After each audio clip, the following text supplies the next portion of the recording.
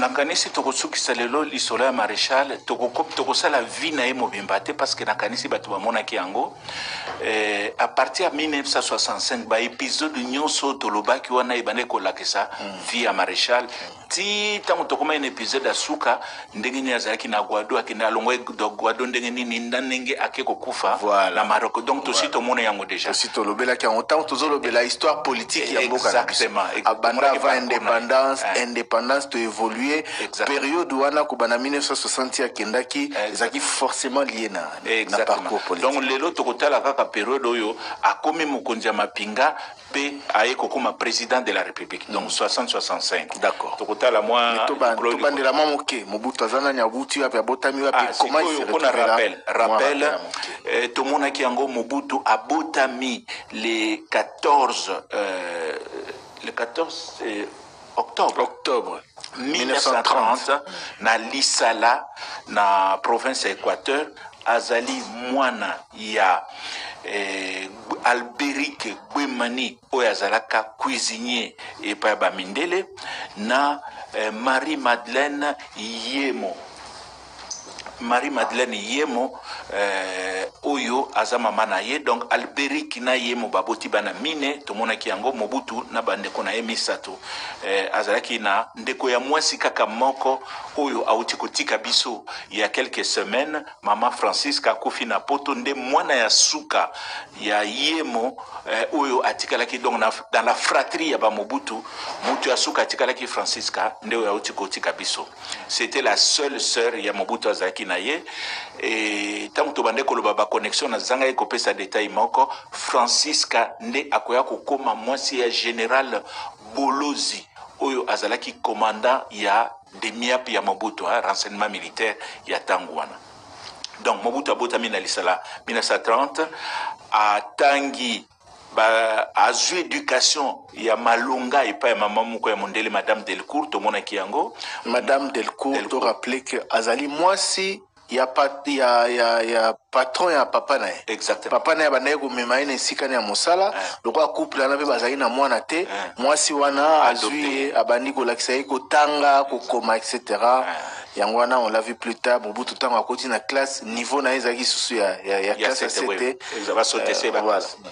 donc voilà Mobutu na Bokuse atangi na groupe scolaire na Mbandaka tango atangi na groupe scolaire wana akomi na 4e secondaire ba bengani na classe tango na bana ko benga ba école moyenne ba bengani na classe ake musala soda na 1949 abimi na musala soda na 56 ba bengani na classe po ke naki congé na Kinshasa à l'époque ezaki fille ya Masumu époque pour la basango yaki fille ya Masumu yaki congé na Kinshasa camarade na yake tebi afundi epa ya basango ba bengani lokola bana o bazali kotanga te ba yokota na armée yango wana nda kotina na armée akena armée et peut-être détail mususu tango azali na armée akukuta na nolobaki azalaki na ba camarade mibale ba masuwa na ye Somao na Nkulufa menazanga ekoloba akutanaki pe na kati ya armée na Pierre Mulele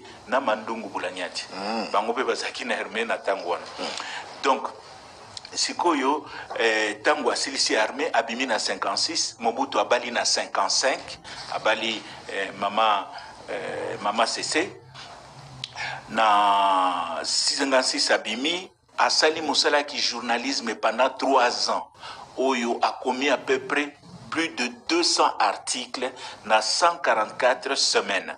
Donc abande ko koma mingi akei na poto na 59 akeko sala stage ki journalisme pe a décidé amikotisa na Institut supérieur d'études sociales na Belgique. Mais comme basengi équivalent ya diplôme d'état zalaki nangote to monique Mobutu zalaki autodidacte mais asuka ki na 4e secondaire. Donc, comme Azalaki Nangote, balobi moyen bazoye zate, ti baebisi possibilité zali, il faut ça la test, concours moko devant jury. Ceux qui ont niveau na zali, wano koti na institut supérieur. Yangona Mobutu alekaki avec brio examen wana. Voilà comment na 59 Mobutu a koti institut supérieur na Belgique. et puis tout le monde a une table ronde de salami. Mais si quoi, peut-être 3 détails qu'on a sauté, qui n'a profité que zongla léo parce qu'ils ont une importance nango, na séjour na Bruxelles. Et premier élément, ils que tangu bakangi Lumumba awana Kisangani. Mobutu azali représentant ya parti ya Lumumba na Belgique. Mobutu a mené ba démarche à okuta na tina évêque moko ya Belgique a mené ba démarche et aboutir Mobutu atindi 2 avocats ya Mindele pour ba ko défendre Lumumba awana Congo. Wana avant indépendance. Avant indépendance na 59. Donc Mobutu a vraiment il s'est vraiment démené pour nako sa chef naye. Et loko yami balé ezali likambu ya les relations entre Mobutu et service et renseignement ya Mindele. 1. Est-ce que Mobutu azalaki agent ya sûreté belge ou babenga ka sûreté belge ANER voilà ANER natangu ya époque coloniale. La réponse à cette question est ezali oui. Mobutu a collaboré azalaka agent pour nanini yemoko mukolomoko na conseil des ministres. Il a implicitement reconnu cela. Bon, déjà, il avait avoué ça à Lumumba. Et puis, maintenant, quand il conseil des ministres Mukolomoko, Bazol, le sala débat, Mobutu a eu parole à lobby, journaliste, Bangonyon, so bazalaka, espion. Je sais de quoi je parle, je l'ai été. Donc voilà pour nous confirmer que Mobutu travaillait avec la sûreté belge. Et puis, Wana à quelle époque? Wana tangwazaki nani? Journaliste. Journaliste. Journaliste. Kuna tangwazo tanga kuna to awa. Awa na Congo. Awa. Na Congo. Awa déjà. Donc tangwazo koma na journal L'Avenir. Il politicien wana. Il collaborait avec la sûreté belge. OK. Na siko tangwa komi na Porto, il avait des contacts avec la Belgique. Mais siko yo question musubatunaka, quelle est la relation à Mobutu na CIA, service de renseignement américain? Mobutu akutani na Larry Devlin. Na 1959 na Belgique, Larry Devlin ne akoya kokoma chef d'antenne ya CIA awana Congo de 60 à 65. Larry Devlin a commis mémoire na azali ko témoigner. Alobi voilà, alobi 2 choses. Non, 3 choses. Première fois na kutana Mobutu ezaki na Belgique. To sololi na ye to sympathiser. Deuxièmement, na Belgique wana ba américain batindi ba officier de renseignement na bango parce que Congo lingezo indépendance. Ba américain balingi ba ye ba profil ya ba politicien congolais oyo balingi batikala na mboka parce que pour na ba américain Congo eza iloko moko très important, il faut ba ye ba banani ba kotikala mikonzi. Voilà comment batindi ba expert na bango baya ko kota na ambiance wana ya table ronde na Belgique wana ko banda ko koluka profil psychologique na renseignement babinga kanko sala ba fiche mutu mtaza na fiche na ye. Mais Larry Devlin na lobby, ce qui était un peu étonnant, 6 personnes toke mutu na mutu asololi na ndenge na ye toye ko débriefer na pourquoi, mais la plupart ya biso nyonso 6 agents wana biso nyonso to remarquer garçon moko oyo azali mayele azali na potentiel akoma mukonzi. C'est Joseph Désiré Mobutu. Sans se concerter, Moutouram Tnaba note naye a remarqué que Mobutu a un service donc va checker profil il y a chacun. Oui, voilà. Par exemple, Bomboko va inviter dans un restaurant solo les Nzoka Motu à checker yo. Nendaka, voilà. Ils ont fait le tour. Il y a pas politicien puis dans soir oui, basali tour et va politicien. Il y a pas politicien. Dans soir bazo débriefé va remarquer que Mobutu. Autre chose. Mobutu a un potentiel. Voilà, il a vraiment le but est que non, il a un potentiel. Il a le potentiel. L'un des agents d'ailleurs à l'objet, il est un peu immature, mais c'est un garçon intelligent, en mûrissant à Kokoma Mukonzi.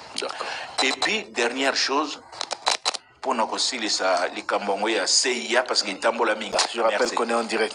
Problème. Voilà. Et Larry Devlin, où il a commis ma mémoire na la mingité, voici ce qu'il dit. La CIA, biso américain, do collabora na Mobutu, mais atikala kozala agent na bisoté. Voilà les camps de sûreté. Troisième élément, n'habite ce tobeta qui ango mukolomoko Kamitatu. Kamitatu azako président réunion à Front commun. Ils ont Front commun zali nini, tango ba congolais ba keku na ba délégation qui na Belgique pour la table ronde, ba étudiants congolais entre autres Marcel Yaou, si ba politique congolais ceux qui vous a divisé ba minde ba monde la bino, il faut bosala la front commun. Ba sali front commun, webi ka ba congolais ne bazalaka, ceux qui tomichi c'est comme moko mutu so comme mona yaza prêtre alinga za la président. Bon, discussion ba ko se mettre d'accord, tous oraka ou l'équipe son mbula a comme président front commun, c'est comme ça bazui vieux Jean Bolikango. Bolikango comme wana banani ba délégué congolais na table ronde. Bazali front commun. Bazu Bolikango. Bolikango président front commun. Yinda communauté porte-parole hein. Il y a ba congolais nyos. Exactement. OK. Au lieu de toujours ba parole en désordre, c'est Bolikango. Azaki le plus âgé. Azalaki Mokola Kasavubo. Oui, Azali Mokola Kasavubo. Bolikango na yema aleka bango nyoso na mbola. OK. Je crois qu'il avait une cinquantaine d'années parce que tant on a bango nyoso za ba jeune hein. Kasavubo il a la quarantaine. Donc yoso vous a déjà na ba 50 ko Mokola na bango nyoso. Donc voilà comment ça se passe. Mais si koyo pour na boyena plénière à table ronde, il faut que ça là, ba réunion préparatoire pour harmoniser ba point de vue. Ou le bando se contredit na kata réunion. Cléophas Kamita de Mokolomoko a présidé réunion ana, il y a préparatoire. Alobi naza wana via obetelanga lisolo.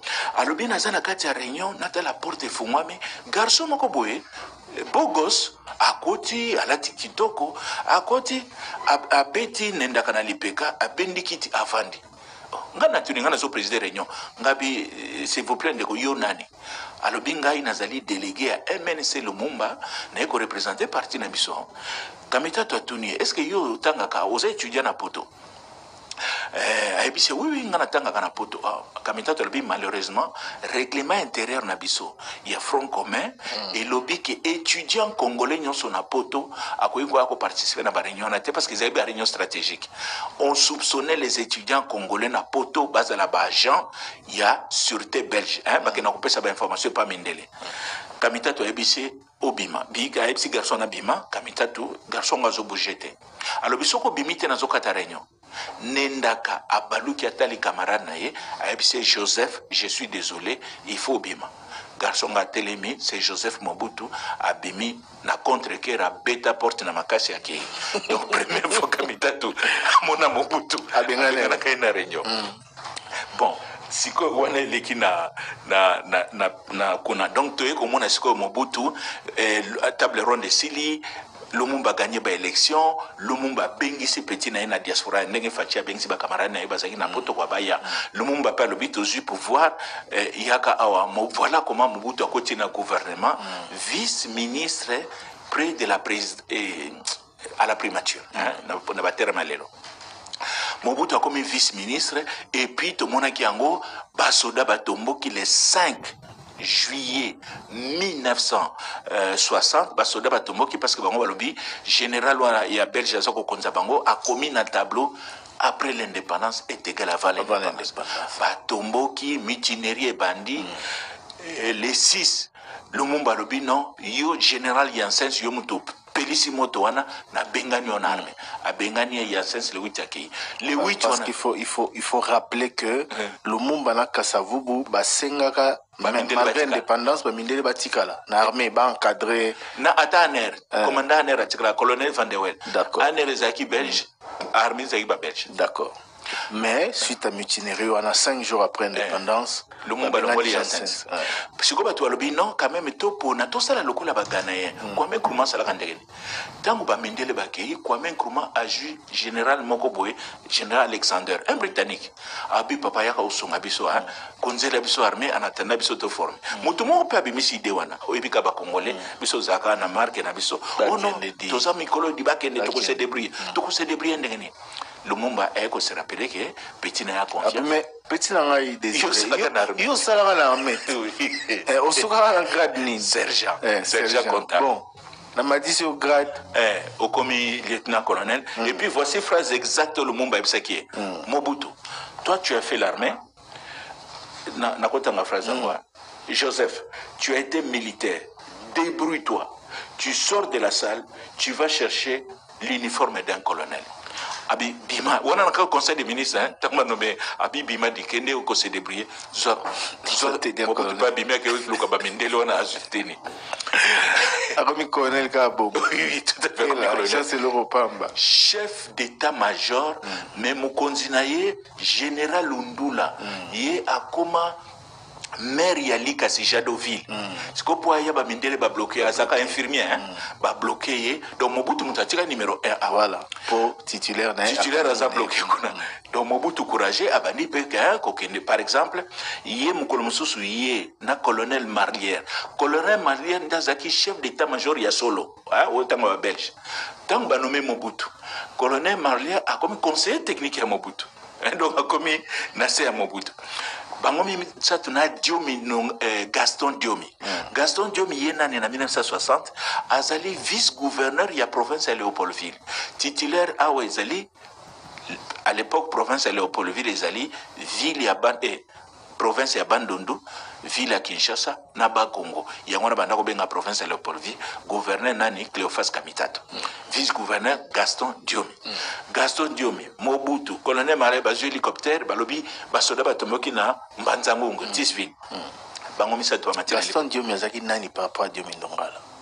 Gaston Diomi aza nokonae to papa non na kanisa za tata leki ou quelque chose baza oncle voilà je pense si je m'abuse donc Gaston Diomi qu'on appelait Diogas Diomi Gaston Diogas ba matina ka hélicoptère ba komika ka likolo ka ardina Mbanzangongwana ba soda ou ba tomboki na bandi ko bête hélicoptère masasi Mobutu basali demi-tour ba komi awa ba kiti mais ba komba zayi ba courageux ba robiton hélicoptère eza risqué ba zu voiture ba zongi Gaston na Dio Gaston Diomi na Mobutu pe a solo na ba soda a calmer bango et puis c'est confiance azongia ba bisi na kanko kolo kuna pe Mobutu bani Mobutu pe akina kanko kolo malheureusement pour naye akomi na kanko kolo na kati initwa na kyo kokuta ba camarade ya kala tikaka na kati armée ba reconnaître babi Mobutu yo likam nini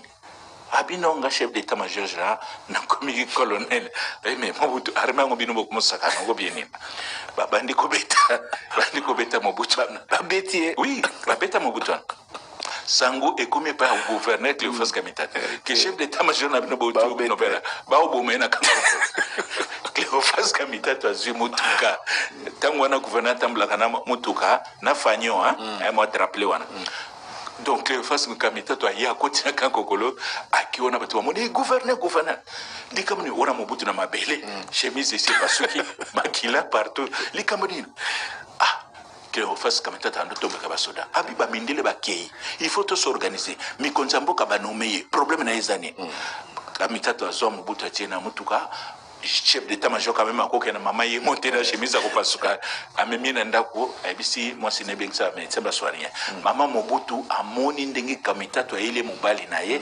chemise ko pasuka na makila eloko wana eko sauver vie ya Kamitato na 66 to kozongela donc voilà Mobutu courageux abandi ko sala biloko na mais il va avoir quand même un problème.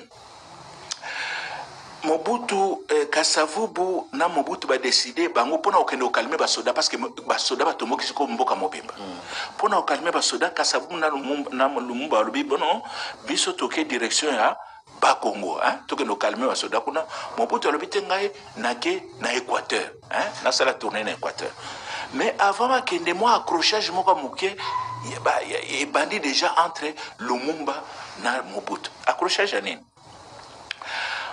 Lumumba azana idée moko yelié abi pona calmer ba soda est-ce que tu peux autoriser ba moté baba na ko élire ba chef na bango pour Lumumba tanga mingi atanga na révolution française mo banda sa élection mi konti idée on yelié abi est-ce que tu peux autoriser te bon tu dis non ça c'est de la démagogie. Comment beaucoup nous faire l'élection dans la armée beaucoup perdre autorité et puis et kokota anarchie. Mobutu akanisi discussion na Lumumba suki wana Mobutu nanda kune afungula radio boy premier ministre azo annoncer décision abi voilà na singa ba soda nyonso boko eko ko sala ba élection bo bando pona mi konzi na bino Donc voilà comment ba élection bandi ko sala manaka tia bakan élection on peut zo sala mandenge nini ba soda ba vandi boy candidat officier o lingo comme commandant o leki liboso o banda ko imiter ndenge ba belge bande ko commander anet major van der Boom au su au tomboli torche au simi bâton de commandement bando tambula liboso o ko pesa ba ordre il y a un discours de campagne balobi te yote bande ko sala ndenge on ate yote musu so leki o les bons comédiens y wana zaili comme major. Donc ça veut dire comme discours de campagne ils ont rare ou imiter oui imiter ne ba officier donc voilà déjà Mobutu na Lumumba moi ba différence c'est bando kota sikoyo tango e bando kota Mobutu ye idée na ya lobi non to ko promouvoir et idée mo social Lumumba ça Lumumba soit qui peut décision à lobby ba soda nyonso na matise libino ba grade moko hein avant l'élection grade moko soko za soda mo ya pamba soda molongo okomi caporal soko za caporal on m'a dit sergent so ça ainsi de suite donc on appelle salami mais ba soda ça les a pas vraiment calmé yango ya ko bimsa idée sikoyo ya élection sikoyo Mobutu akena Équateur kuna abandi ko sala ba tourner et ba soda ya intérieur par exemple na Irebu Mbandaka Ikela Bwende bazomona pour la première fois bamona colonel Mutumwindu parce que na époque coloniale colonel Mutumwindu azakate Mobutu azosona bango azo calmer bango mais Mobutu akoya kozonga Kinshasa le 16 juillet 1960 après tourner na Yohan tango azongi wa surprise ekokuta ayokuta surprise munene surprise yango nini ba informer Mobutu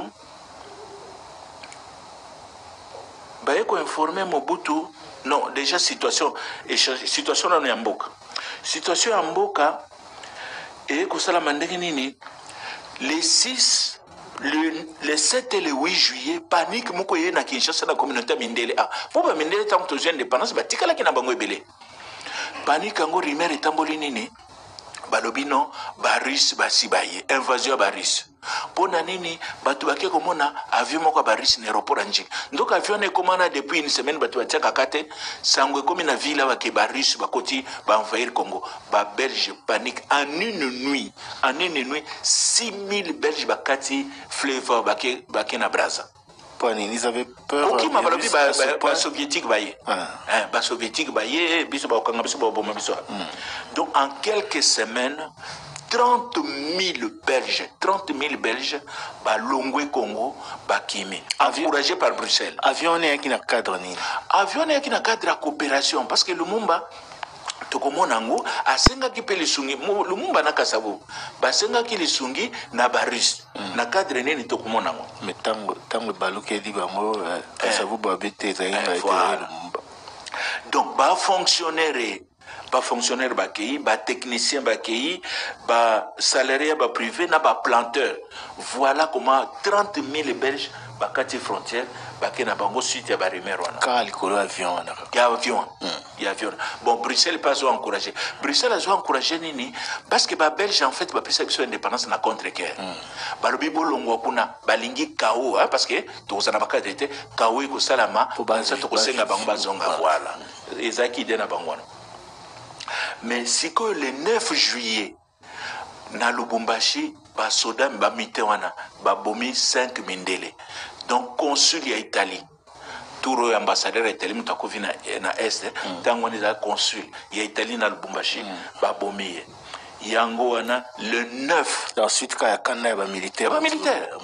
Le 9 juillet Bruxelles epesi ordre pourtant tozo indépendance ba soda Belgique batikala kiao ba banda obenga bongo troupe métropolitaine bazaki na Kitona na Kamena mais kotikala batikala kiao na toyokani na accord ya coopération ba soda wana bakoyi ko intervenir na Congo sur accord ya gouvernement congolais ministre de la défense d'accord Merci. Torozongela, totelemina no wana, nungu d'armée, moi, désordre wana, suite à mutinerie aux qui provoqué, voilà. Après ma propos à Janssen, général Janssen, avant indépendance égale après indépendance, par conséquence, etc. N'engbe Mobutu ba nommé chef d'état-major adjoint. Tokutani na sima basango na sima basango na lokota lingala pona koba. Parlons histoire. Yamokolo alelo suite et fin. Ya histoire. Deuxième partie, Eteniami Balé Amanaka, parlons-en, ya mokolo, ya lelo. Lelo tozo lobela histoire, lokola tolobela kana mikolo nyoso ya mibale, et lelo tozo silisa lisolo ya bomoi ya Maréchal Mobutu Sese Seko. Suite et fin de la vie de Mobutu Sese Seko. Tolobi suite et fin, et la kisite que torozo ba détail nyoso, tolobi ango, parce que mission na biso ezali continuité. Tango tolobela ki période, rappelez-vous, de 60 à 65, de 65 à 72, ainsi de suite, tolobela ki déjà fait marquant, il y a histoire, il y a parcours, il y a président Mobutu. Voilà, tout cela, ti nenga kendaki exil, tolobeli utenika 1, utenika 2, tolobela ki nyonso wana, bon lelo torozwa une partie et ko compléter partie ya mbotama na epe ya nenga kolaki. Ndeko Thomas Luaka tozaka na contexte ya agitation oyo Mobutu azuli pouvoir azuli kondi armée.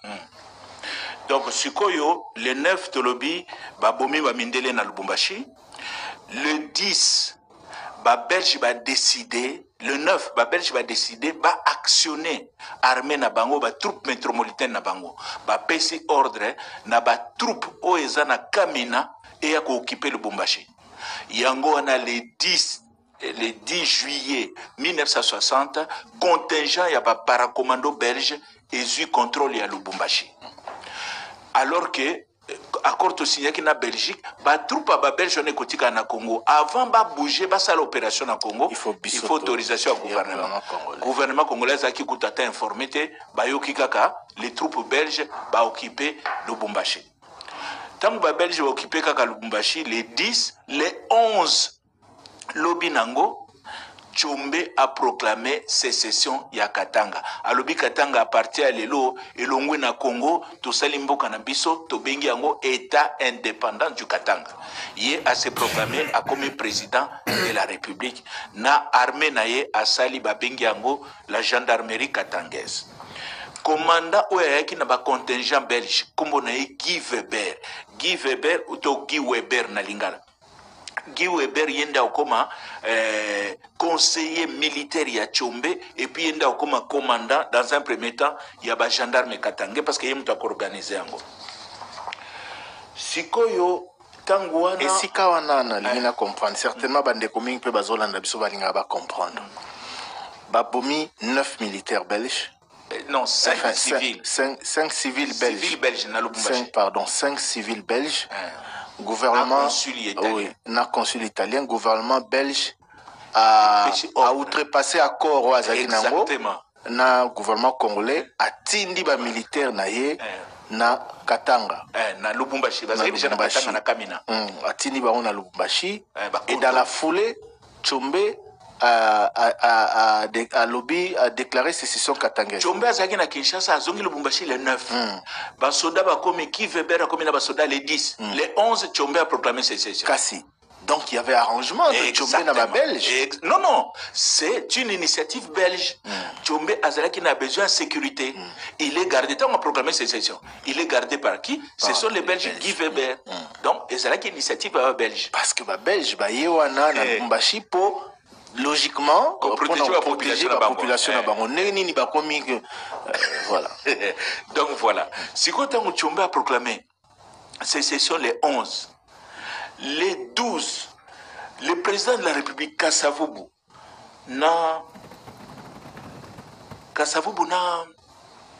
na Lumumba a décidé de me Tchombe à l'angoué masango bien. Bazu avion à Kinshasa.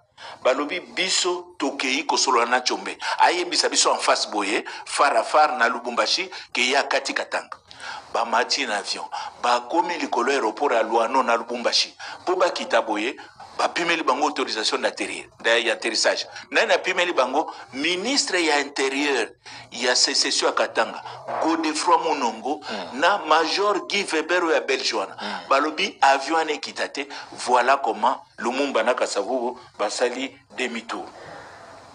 Et puis le 13 juillet, donc les 12, le 13 juillet, paracommando belge, basu contrôle l'aéroport Anjili. Le 14 juillet, sikoyo, on moni Kasavubu na Lumumba alobi non, belge ba na schéma mosusu, ba contrôler Lubumbashi, ba proclamer sécession. Le 13, bango wana ba contrôler l'aéroport Anjili, donc tokomelo comme ça yangona le 14 Kasavubu na Lumumba bakoya ko décider ba rompre ba relation diplomatique na Belgique bakati ba relation parce que ba comprendre que la Belgique est derrière agresser biso voilà. Et la Belgique nous agresse bakati ba relation na Belgique et puis en même temps batindi télégramme Kasavubu na Lumumba batindi télégramme et pas ya président ya URSS kombo naye Nikita Khrouchtchev. Nikita Khrouchtchev ina loba Poutine atangwana asaki na Moscou. Poutine atangwana telegram elobini. Telegram elobi boye. Donc telegram ngobi bien vouloir suivre d'heure en heure l'évolution de la situation au Congo. Ndeko oyedenga na kobongola. Bien vouloir suivre d'heure en heure l'évolution de la situation. Le président URSS à l'époque. Olandaka. Bilanda Malamu. Situation. Nous pourrions être amenés à solliciter l'intervention de l'Union soviétique. Tokoki kosenga lisungi na bino. Lisungi na bino. Vu situation n'engezo évoluer boye tokoki ko zala pousser kosenga lisungi na bino. Voilà. Donc crise ya Congo eko zosiko dimension internationale. Mais moi les kambu ya Telegram wana. Le Cléophas Kamitatu, le vieux Cléophas Kamitatu, en réalité, Telegram wana ekendate. Telegram ekendate pour nini? Parce que projet à Telegram wana, directeur de cabinet ya Lumumba, nda yibaki yango komo na Damien Kandolo. Damien Kandolo ayibi document wana akeko lakise pa ba tunaye ba mista naye, ba mista ngumi balé nani Joseph Mobutu na Justin Marie Bomboko. Alors bitala projet président na Lumumba ba na aidé ba Telegram basenga aide ya URSS. Les trois Mobutu, Kandolo, Bomboko ba se concerter ba zui document na ba ke ko pesa ngwe pa américain. Mobutu était toujours en intelligence avec les Américains. Exactement. Voilà comment les Américains apprennent que Telegram moko pona bango ici. Voilà pona ba américain preuve bande ko luka kolobake Lumumba za communiste. Bizarrement puisque alors que Telegram est signé Kasavubu na Lumumba mais likambango ekweli Lumumba. Et puis en même temps Congo peut eu contact na Nations Unies. Balobi tala ba Belge ba attaquer biso to na besoin lisungi. Les Nations Unies bakwa monter opération mo ba bengi yango ONUC. Awatanga transition tozaki na MONUC, lelo tozana MONUSCO. Na 1960 c'est ONUC et la kisi opération des Nations Unies au Congo. Batindi Nations Unies kotinda à cette époque-là Batuna Bango bakokoma à peu près 20 000 hommes. À l'époque c'était la première opération des Nations Unies. Yamar Gewana et puis na Taïwan. Bon, pour les Kamba ONUC est na Congo de 1960 till le 30 juin 1964, le dernier soldat il y a Nations Unies na Congo avec un sentiment d'échec. Et puis, sikoyo tomona ki yango Mobutu azosala tournée à l'intérieur. Sikoyo tango Mobutu azongi le 16 juillet. Azongi na Kinshasa azana akuti mauvaise surprise. Mauvaise surprise nini? Ben informé que yo tango zaki osala tournée à l'intérieur kuna Maurice Mpolo, ministre de la jeunesse et sport. Lumumba nommé chef d'état-major na place na yo. Oh, nommé nini? Mobutu amoni pe Maurice Mpolo na tenia ba colonel yepe azotambula ndeka Mobutu ndeko tampo. Abi mais makambo Mobutu a piqué colère. Kasavubu a bandit d'intervenir. Koluka solution et tout. Lumumba très embarrassé. très embarrassé. Bon, Mobutu a quand même pire petit naïe, ata petit abandé koto salisuté, mais très embarrassé. Et puis Lumumba a quel voyage aux États-Unis. Kasavubu, na absence ya Lumumba, Kasavubu a réglé le problème. Mobutu a récupéré fonction naïe et Maurice Mpolo a zongi na gouvernement. Mais eloko wana batu wa mituna kama Maurice Mpolo akufa liwa nini? Mobutu atikalanga na kanda wana rivalité wana na Maurice Mpolo. Voilà comment Mpolo a rejoindre Lumumba na Okito. Okito toka au mona ngopé rejoindre liwa na. On rappelle justement que Maurice Mpolo fait partie des compagnons de Lumumba Bango et Maurice Mpolo na Okito. Voilà. Voilà. Na Joseph Okito. Voilà. Donc Mobutu a commis si quand on va casque bleu ba komi awa ba casque bleu ba débarquer na Kinshasa. Mobutu a kosuana na deux groupes. Premier groupe ba commandant des Nations Unies, général ou abane ko commandé azaki suédois. Le général il s'appelle Karl von Horn, général suédois. Baswani na Mobutu pona nini. Nations Unies voici idée na bango. Balobi biso toye na Congo awa, ba soda congolais nde baza kosala mobulu na mboka. Alors biso politique na biso ezali toye awa ko désarmer bango nyonso. Ko désarmer ba muté wana nyonso do ba soda congolais nyonso faut bazala désarmer, to bengani bango na armée, to tongeli Congo armée asika. Parce que vous ne pouvez pas ko récupérer ba mutin, ba indiscipliné, bozongi si bango na armée wana jamais ko tambola kalisusu. Voilà le point de vue ya Nations Unies. Il faut ko boma armée wana ko tonga armée asika. Idée wana mutasaila kango na Afrique zanani président ya Tanzanie Julius Nyerere. Yango wana ti lelo yo Tanzanie est l'un des pays les plus stables en Afrique parce que armée coloniale ba bomaka. Mobutu aza contre idée wana. Mobutu alobi non makambo ya ko désarmer ba soda na ngezate. Yango wana Mobutu kutu atindi message pesi message na ba soda nyonso congolais. Na français na le bon kambalo. Ne donnez vos armes ni aux soldats de l'ONU ni aux Belges. Bo pesa mindo kinabino ni na ba soda ya ONU ni na ba Belge. Gardez-le pour servir le Congo, seulement le Congo. Voilà. Bo bomba yango po na la Congo kaka Congo. Voilà conflit. Il y a les bossos, n'a pas casque bleu. Deuxième conflit.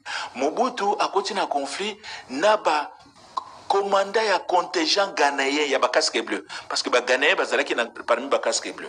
Les deux commandants là moko comme on a ôté ko tout à l'heure, le général britannique Henry Alexander na mususu ya ghanéen comme on a Stéphane Otu. Mobutu a soigné na bango pour année parce que les deux généraux ghanéens wana ya contingent ghanéen ba yebisi Mobutu biso toye awa pour reprendre le commandement, il faut commandement à ANC. Il faut que ANC Armée nationale congolaise. Beaucoup de non, Premier ministre Nabino Lumumba, des services à Sengaki Kwame Nkrumah. Alors, il y a des officiers qui ont géré l'armée parce que l'armée, on a bon, une parenthèse, Lumumba, tango, comme il y a Mobutu, il phrase. Alors, il y a un semblant, il y a un fonctionnaire. Mais c'est difficile aussi à l'assemblée à la colonel. Donc, ce qu'on y évite quoi. Mais, voilà, moi, donc, si quoi yo, basoda na bae barobi Mobutu alobi non jamais. Ngai na concédé commandement.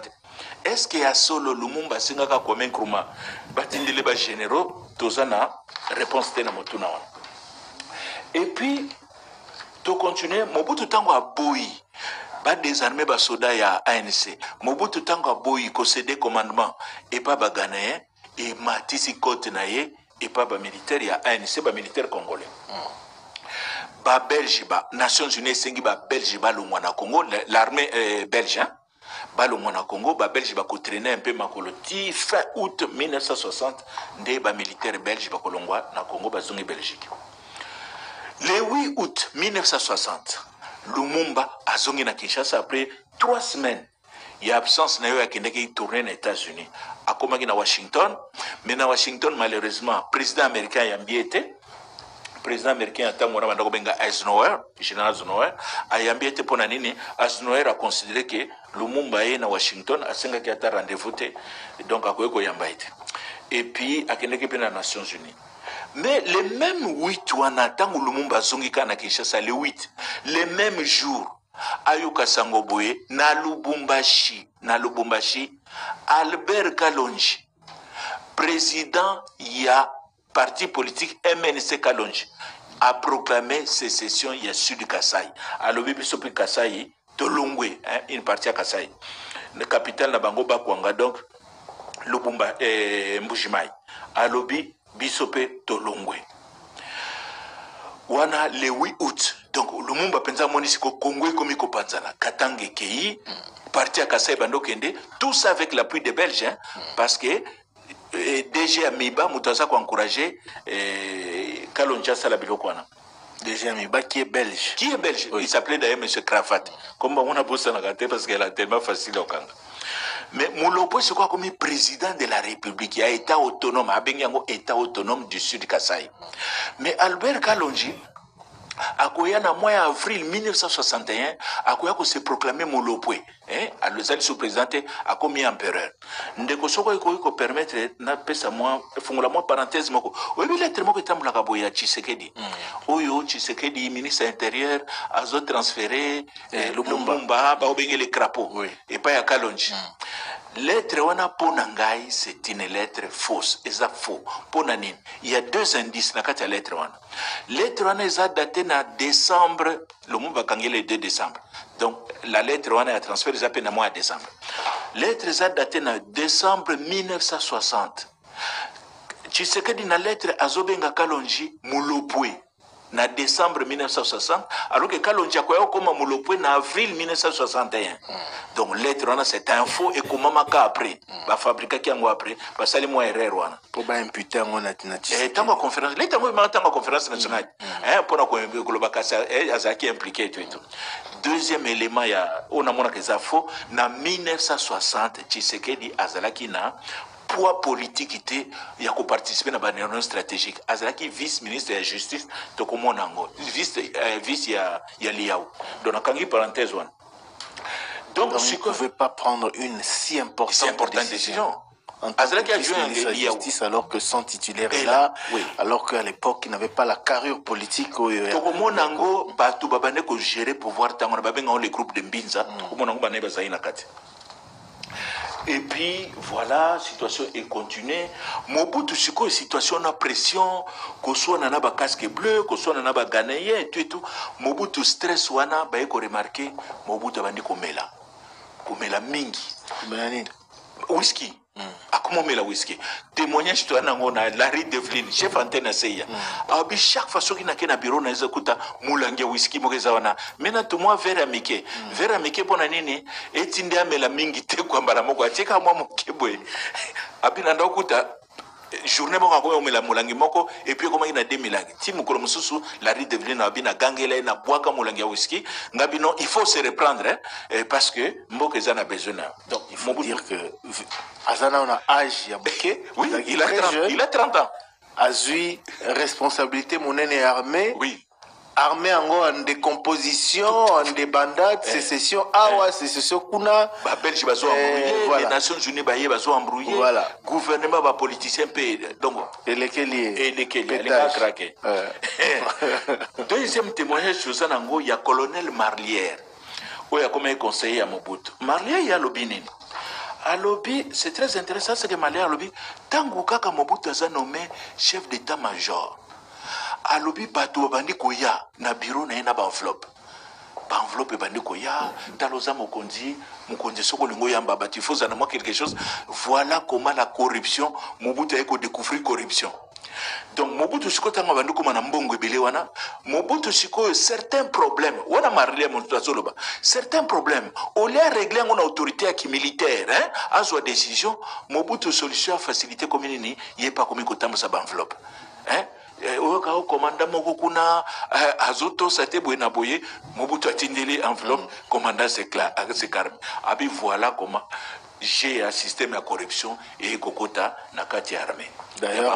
D'ailleurs na histoire passée je crois entre 69 65 obisanga ndenge nini Mobutu a réussi ça a bengisa kinanu ba chef armée awa il a réussi à les convaincre enveloppe est tambolaka. Donc Voilà. Sikoyo na période un peu ka relation Lumumba na Mobutu zo continuer ka kobeba Lumumba komi koloba je suis trahi, Mobutu m'a trahi, Mobutu côté na yazoloba mo Lumumba m'a déçu. Donc et comme benda pika. Sikoyo mais quand même malgré pas problème banango mais baso collaborer quand même pour l'intérêt en mboka. Yango na Lumumba na Mobutu ba décider le 27 août 1960 qu'on frappait Kalonji, Albert Kalonji na sécession na. Au moins attaquer les côtés les plus pété hein. Alors yangwana ba tindi ba soda na bakwanga ba soda ba koti na Kasai na mbujima to utiliser ka terme lelo. Ba soda ba koti na mbujima yi Kalonji na batunaye bakimi. Kalonji n'avait pas de soutien de la Belgique. Hein. Non, il y a bandé le 8 août. Donc il n'a pas le temps de s'organiser. Soutien on était ba mercenaires chomba zaki na bango, ya zaki na bango te. Donc ANC koti na mbujimai et bengani Kalonji akimi na batunaye bake ko batama, bake exil. Pour na communauté l'état mususu, bake exil na Katanga. Malheureusement, le lendemain, il y a occupation, il y a Mbujimai par ba soda ya Mobutu ANC, ba massacre salami, ba civil bazali tué, ba militaire bazali massacré na Bakwanga, donc est vraiment scandalisé batou, mais batou wana bazobo mabango na mission ba casque bleu onisien bazawana, ba soda na biso ba bomi batou na Mbujimai. Et puis, bah, Nations Unies ont dénoncé le bino et génocide. Voilà. Mobutu n'a pas pu contrôler ses militaires, mais bizarrement, dossier wana bakwanga et koya ko bongwana et ko elikaka Lumumba ye moko balobi Lumumba asirisi baluba na koboma na Mbujimai. Yango wana le 5 opération Zaki le 27 août, le 5 septembre 1960 na 20h. Batoubayo qui voit président de la République na radio nationale na biso, oyo président a annoncé révocation ya premier ministre. Kasavubu a annoncé révocation ya premier ministre. Raison nini alobi Patrice Emery Lumumba jette le pays dans une guerre atroce. Donc Kasavubu alobi na révoqué Lumumba na 20h. Mobutu vers 21h boy afungo la radio na ye ayoki premier ministre Lumumba ye moko en direct na studio Lumumba ye kolobake destitution na ye au Kasavu oti ko prononcer ezali nul et non avenu et yende sikoyo a destitué président de la République. Lumumba ko yako zonga 2 reprises na butu anaka na radio ko yako continuer ko sala déclaration na ye yango wana butu wana ba casque bleu ba eko kota radio ba kangi radio et ba contrôler station radio tangwana ezalaki ndeko omoni na avenue Lukusa Orgaman en face Orgaman et là moi zakana neti social bo ministère des affaires sociales zakawana na enceinte wana voilà radio zalakawana ba casque bleu ba occuper yango ba kangi radio lobby nango le 6 Lumumba a payé ordre na Mobutu le 6 septembre. Aibisi Mobutu, chef d'état-major, Kende Kokangelanga Kasavubu. Le même jour Kasavubu a payé Mobutu ordre, Kende Kokangelangai Mobutu. Lumumba. Kende Kokangelanga Lumumba. Donc le Mobutu dans l'ambara. Tu comprends des points de vue. Pour un Mobutu a comme la whisky.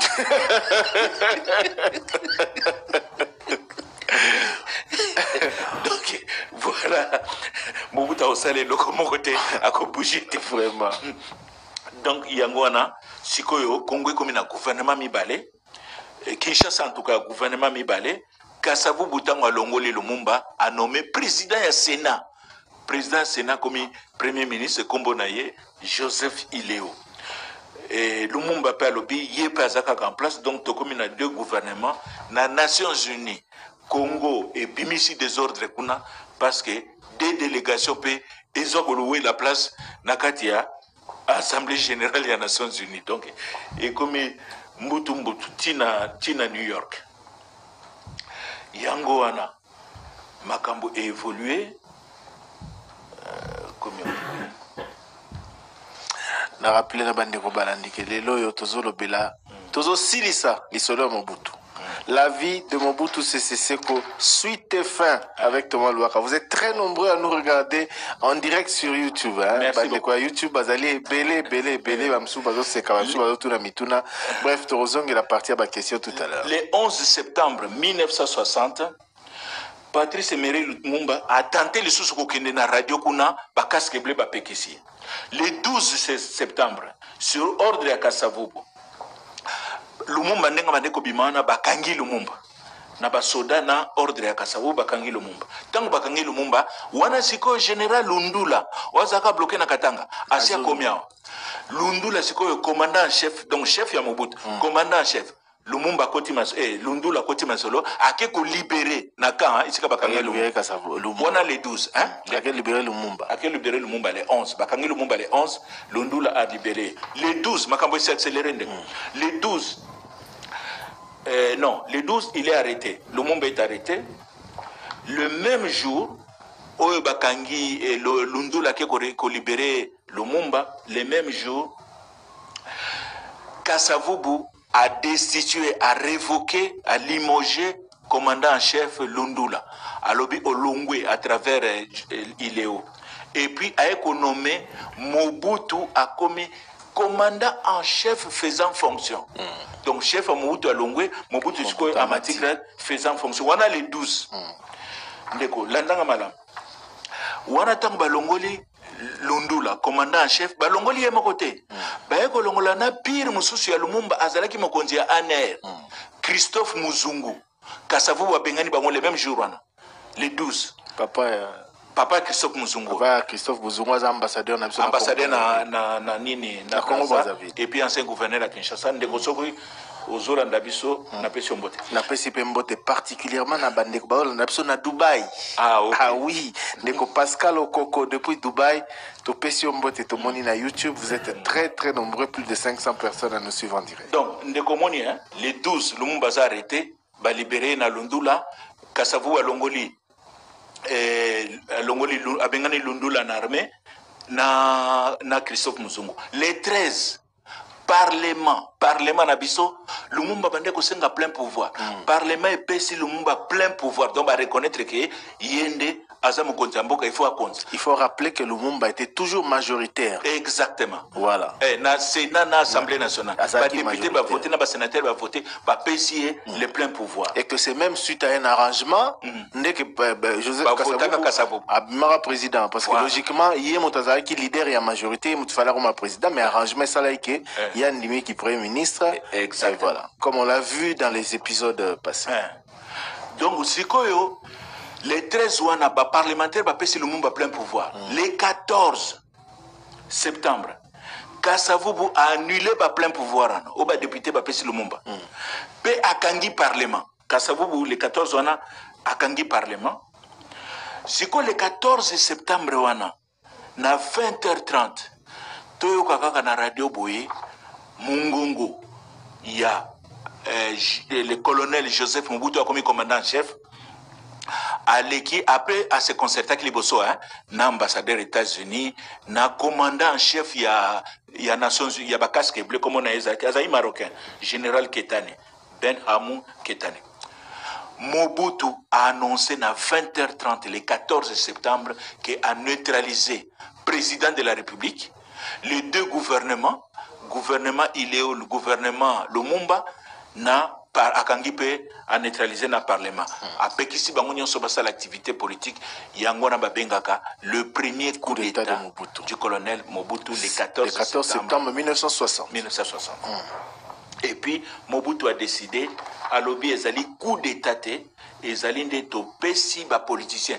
Aïsi bango biso tozu pouvoir ti le 31 décembre 1960, en attendant, biso to ko exercer pouvoir te, naza ko benga ba jeune, ba étudiant, ba konzamboka, yango na le même soir wana Mobutu atindi ba télégramme na poto ko benga ba étudiant, quelques étudiants bazonga awa pona baya ko konzamboka. Yango wana gouvernement benga kango les collèges des commissaires généraux. Ezali président nanani ou azaniti premier ministre camarade nae ya mutema Justin Marie Bongo. Oyo bakene ko négocier coup d'état ngo et pas ya chef d'antenne ya CIA américain wana Larry Devlin bakene bango imbale parce que problème na bango ezaki ni avant basa la coup d'état wana bazaki na besoin ba américain ba garantir bango que soki to sali coup d'état gouvernement na biso États-Unis ko reconnaître ngo Larry Devlin a dit il n'y a pas de problème, tu peux reconnaître. Donc voilà, et puis c'est un courage. Mobutu a annoncé, mais Bombo comme premier ministre, et puis va former gouvernement, va commissaire généraux. Yango a quelques jeunes au bas côté na politique. Marcel Yaou comme ministre de la Justice, Etienne Tshisekedi pour la première fois apparaître, étudiant à l'université à Lovanium. Aïko apparaître comme vice-ministre de la Justice, Jonas Mukamba Koti, Ferdinand Kazadi, Mario Cardozo, voilà, avec moi mingi, n'atteint quelques combats. Sikoyo, Kasavubu est censé être neutralisé. Mais les Américains, ils ont beaucoup de pression. Non, tala. Pour le collège des commissaires généraux, ils ont moins de légitimité. Il faut que Kasavubu investir. Voilà comment le collège des commissaires. Mobutu contre la vie à Mobutu. Voilà comment Mobutu a investi. Et Kasavubu, c'est lui qui a investi. Il faut prêter seulement et pas naïe pour Bandamisa. Tongolo, président, ils sont censés avoir, Mobutu est censé avoir neutralisé. Oui. Yendem a investi le gouvernement au Mobutu a nommé. Bon. Donc voilà des ordres. Des périodes où un groupe qui apparaître au Bengaka, groupe de Mbinza. Et ça, batoyo, mista ou kutanaka, bazo gérer mboka. Ceux qui ont décision, il faut qu'ils se concerter. Groupe de Mbinza, Ezana Batu, Nine, Bazana Kati, Joseph Mobutu, Cyril Adoula, Albert Ndele, Mario Cardozo, n'a souhaité d'avance paix à année aux 90 ans, papa Cardozo Losembe, Nokonanga n'a pas su joyeux anniversaire d'avance. Damien Kandolo, Justin Marie Bomboko, na Victor Nendak. Voilà les 7 membres du groupe de Mbinza. Au moins, il y a un groupe qui est donc les vrais décideurs à cette époque, mais il y a un groupe, moi, groupe, en fait, 3 personnes contrôlaient même le groupe de Mbinza, c'était Mobutu Bomboko Nendak. Merci de nous suivre à Turin, en Italie, Angela Moussoumari. Merci également de nous regarder depuis le Canada. On vous appelle Onde Bolangi. Voilà, Bandeko Bazo Andabiso na YouTube, vous êtes de plus en plus nombreux. Moi, ba dédicace Nabino. Patrice Emery Lumumba komba komiko linga kwa kanga à côté na résidence surveillée, tout le monde qui ango, lupango naeza cerné na des ceintures, ceinture à liboso, il y a un casque bleu, au bazo batelaye, ceinture à mi balé, bas soda mobutu bazo zelaka po abima, pour bakangaye. Donc voilà, un jour, 200, Kasavu batindi 200 militaires congolais, na mandat na ye, ya président de la République, baké kuna po bakanga, Lumumba, ba casque bleu ba s'opposer. Yangona peut permettre, biso lo ba moi, affaire mo babenga l'affaire Kokolo. Mobutu a décidé, à Bengana, ambassadeur à Ghana. Ambassadeur à Ghana, c'est très proche dans le Lumumba, Moni Kwame Nkrumah. Bapesi ambassadeur à Ghana ultimatum. Il faut aller au Congo. Tipo on a le bingana kolongwate. Ngana signé qui accord na ngana gouvernement. D'ailleurs, on attend quelque part que la troupe ghanéenne, il y a un casque bleu, au bazar il faut sécuriser Lumumba, ming ezali ba ghanéen. Oui, exactement ba ghanéen. Sikoyo ayebisi alobi ambassadeur à Ghana mutako ambrouye biso Mobutu alobi faut akende. Na pesi ultimatum annoncé ango. Ambassadeur abi Mobutu ndenge ba na Côte d'Ivoire. Si tu es garçon, il y a ko benga ngaya. Population sikoyo comme baniti ba Hollande film western quoi. Ba ko c'est la sikoyo ultimatum ko lango yokoma. Ultimatum est commis dernier jour boye ba ko tela soki Mobutu a okende ko benga na ambassadeur à Ghana. Mobutu dernière minute kaka ekenge fait l'homme a ju atindifie na ye colonel Kokolo via ke kuna na ambassade ba Ghana ba ebiseta la papa soko leki kaka ligne on a tobeto masasa. Bon, au principe extraterritorialité qui m'a belé ambassade des via Kanisika Tozana Congo. Donc, à qui a franchi deuxième explication, balobi vie, baza ko expliquer ba Ghana ba ko expliquer na anglais quoi, ko avancer te quoi, to ko beto masati. Via zokate, via avancer kaka boye, ba bete masasi Kokolo akufi.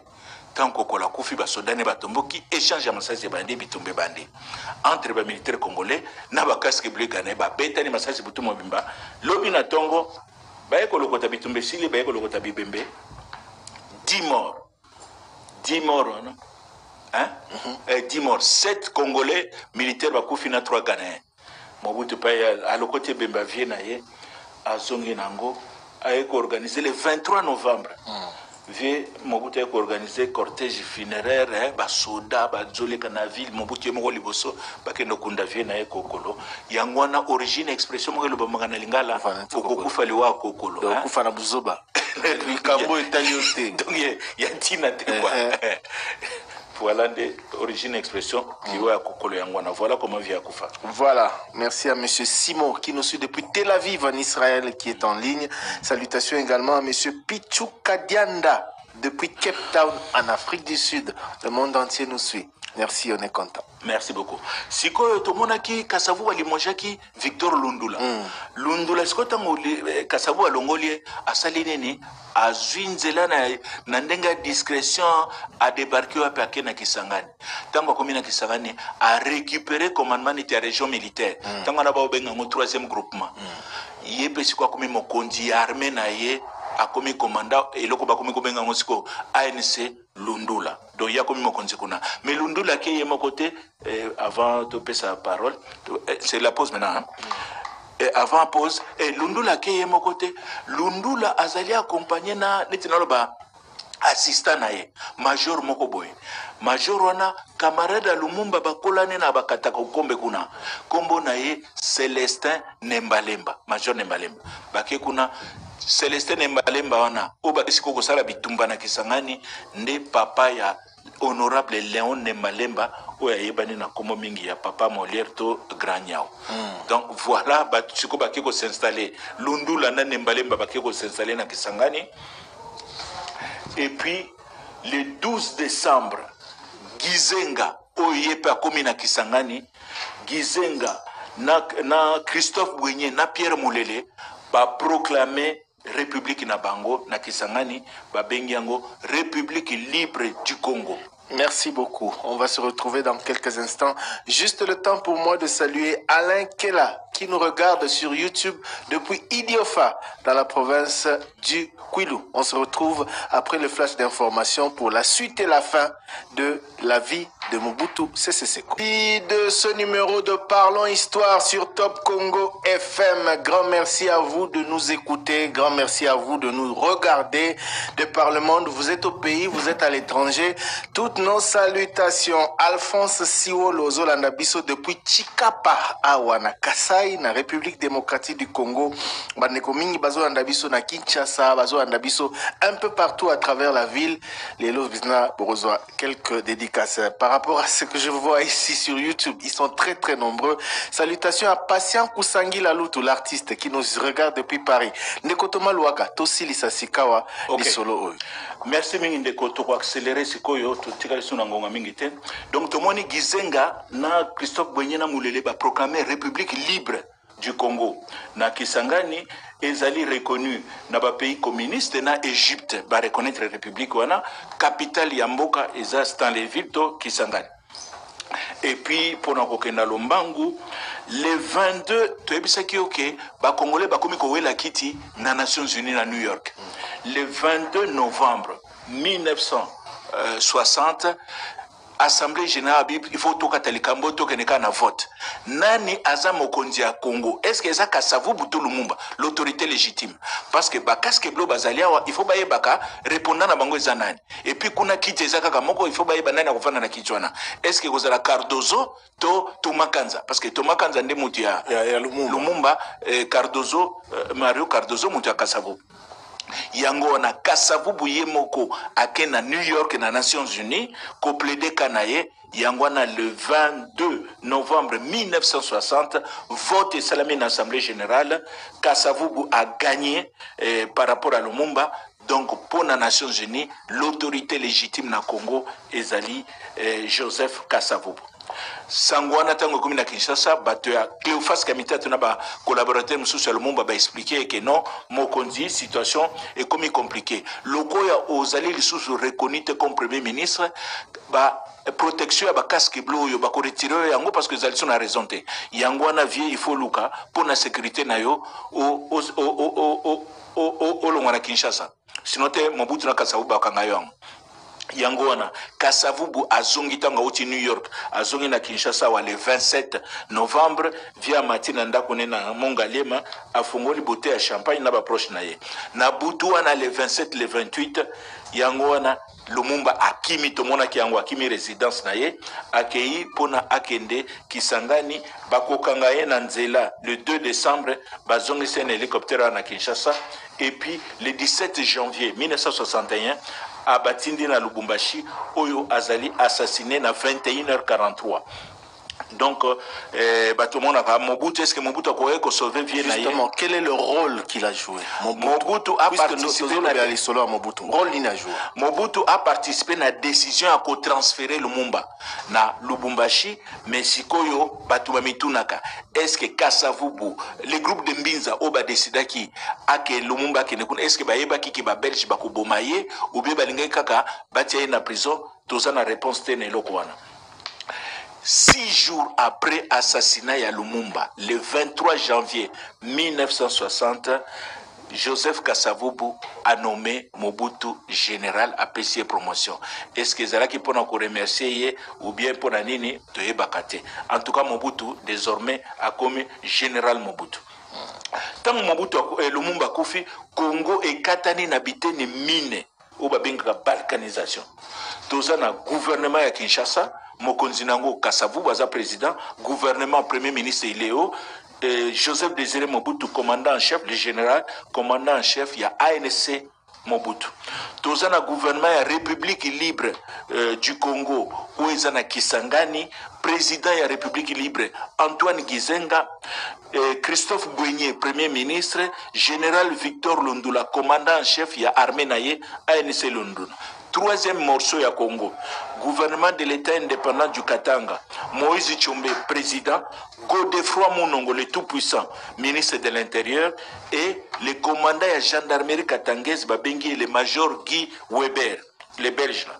Et puis, Ete Niamine, État autonome du Sud Kasaï, Albert Kalonji, chef de l'État, Joseph Ngalula, premier ministre, commandant Dinanga, un garçon de 22 ans, Yendeza commandant ya gendarmerie Kasayen. Dinanga Otikotika Bissopé, je crois qu'il y a 1 ou 2 années. Le 9 février 1961, président Kasavubu a remercié le gouvernement et le collège des commissaires généraux, Balongo Libango, Mobutu, a nommé Siko. Il fallait tellement le 31 décembre, mais il contacté le 29 février. Et puis, a économé Joseph Iléo, gouvernement provisoire, en attendant réconciliation. Réconciliation, rapidement, Kasavubu a organisé la réunion de réconciliation. Tant que Mobutu on a l'impression que Mobutu s'est retiré dans la politique, a commis ça l'inspection, il y a militaire, et il s'est promené dans le cortège Mokoya, qui est Kafu, 4 jeeps mitrailleuses, une jeep radio, un camion de soldats au besoin qu'on accompagnait. Et puis, réconciliation, table ronde à Kinshasa, 26 janvier, 16 février 1961, et échoué. Table ronde à Tananarive, et comme il y a Bayokani, Kasavubu na Tchombe Bayokani, Kasavubu azongi na Kinshasa a changé la vie. Table ronde à Kokilatville, Bakekuna, seul fait marquant, va créer République fédérale du Congo. Mais Tchombe ayaki na Mbandaka Bakangi Tchombe, parce qu'Alingaka Bimanaka Réunion Zonga. Bakangi, et voilà comment Tchombe se retrouve en prison. Et puis Tchombe a vendu 1 mois en prison à Mbandaka, Bayene na Kinshasa, Mobutu a logé na Villa Moko na Kancha Chiwana, Mobutu a traité avec respect, a payé écoute ma milangue whisky na ba champagne. Et puis Tchombe a décidé de libérer, l'Américain a tiré pression, de libérer, Tchombe a lobby ma campagne session antique. Et si n'a que convaincre, n'a que convaincre Baninga na Tika Kuna, tant que Komekuna a lobby, sécession continue. Donc voilà. Ça on l'a vu dans les précédents épisodes. Conclave Yasuka, conclave Lovanium. Et Salami na Kinshasa du 22 juillet au 2 août 1961. Mais moi, et là, comme moko tokoki kobakisa wana le 30 juillet Mobutu a organisé baptême ya mwana na ya mobali ya misato kombo na Konga na paroisse Notre-Dame de Fatima. Nani aza parrain ya mwana ya Konga ezali le chef de l'État Joseph Kasavubu na mwasi na ye marraine. Nazana photo na otikilo photo ngondeko oyo mutazo officier meswana l'évêque auxiliaire de Léopoldville comme ma cardinal Malula. Mais ce qu'on peut remarquer, tant que baptisé Mwanana, Mobutu a décidé de faire sa comboyo et pas Konga. Joseph Moïse Konga Mobutu. Joseph Moïse est la question. Joseph Kombo ya président Joseph Kasavubu, Moïse Kombo ya Moïse Tshombe, parce que Lumumba Mobutu aza kolinga a consolidé alliance ne azaki na mwana na Tshombe a pesi kombo ya Tshombe pa mwana naye. Tokoya komona Mobutu akobosa na alliance wana te na 64 Mobutu tango Tshombe sécession esili ba casque bleu ba beti ba mercenaires sécession esili na janvier 63 na 64 ba rebelle bazongi lisuna est tomona kiango Mobutu tango azako benga mwana na Joseph Moïse akoya ko se rappeler alliance na na Tshombe aza en exil yango na Mobutu akozongisa Tshombe na Kinshasa wa a expliquer Kasavubu il faut te nommer Tshombe aza nommé premier ministre. Tshombe a bandi kosala bitumba a pacifié Mboka, a gagné ba élection, a commis même très populaire à très populaire. Oui, bisaki biso que soki ba élection ça na moment wana azali capable de rebattre Kasavubu. Élection zalaki na deuxième tour et na au second degré. Il azaki na ba majorité ba député numéro 5 dans parlement, donc il allait nécessairement gagner. Parmi ba député ya Tshombe moko député à Konako moko na comme on a Etienne Tshisekedi. Donc voilà comment Mobutu Sikoyo Tshombe Kasavubu a longoli Tshombe premier ministre atie Evariste Kimba qui na parlement ba boy ko investir ye Kimba zongi Evariste Kimba azongi baza ko discuter Sikoyo ndengeni tosala Mobutu a convaincre Kasavubu que non président ba député ba boy Kimba te peut-être configuration il y a gouvernement to changer ka muke to zongi ça deuxième fois et koleka nango en réalité Mobutu abaninga alinga ki crise wana umela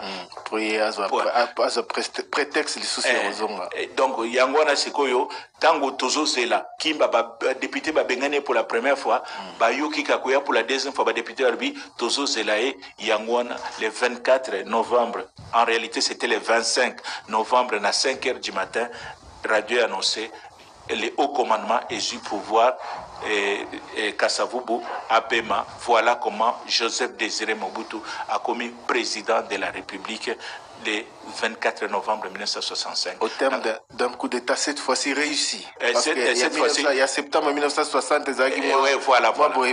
Cette fois-ci, vraiment. Cette fois-ci, c'est un coup d'État réussi. À s'assumer. Tshombe Azu Akena exil, Kasavubu Asengi autorisation Akena Govanda Naba Congo Natal Nae. Merci. L'histoire est la gâtée et voilà, parce que la suite on la connaît. Tolobelaki 1965, 1972, ainsi de suite. Tolobelaki vraiment période nyos à gestion Mboka par le président Mobutu. Merci Mingi Thomas Louaka. Totika na 12 minutes. Un peu moins d'ailleurs pour nous voir quelques interventions. Pekotanga ba message à Batrouf, na 12 minutes. C'est beaucoup moins. Merci Alfred Mounongo qui nous